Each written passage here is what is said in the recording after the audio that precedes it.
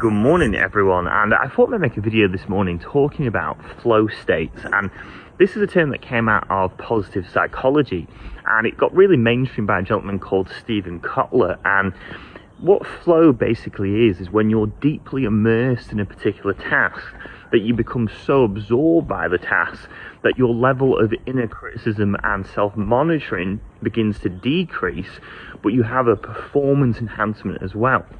So it usually is kind of triggered when you have the appropriate level of challenge versus skill.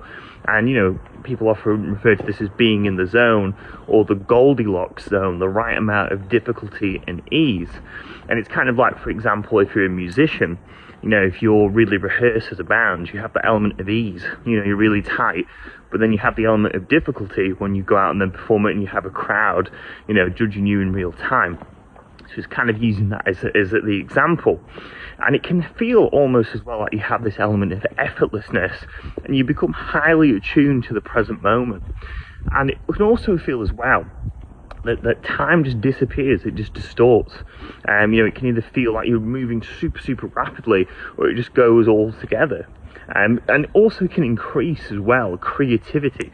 A lot of people, when they're in a state of flow, in your mind it feels like you have this access to this infinite database, that you're making solutions to problems that you never had previously. So I think the takeaway message from this is finding that right level of challenge, that you're not overwhelmed, but it's the right amount that increases concentration and focus. So I hope that helps. Hope you have a nice morning, and I'll speak to you soon. Bye bye.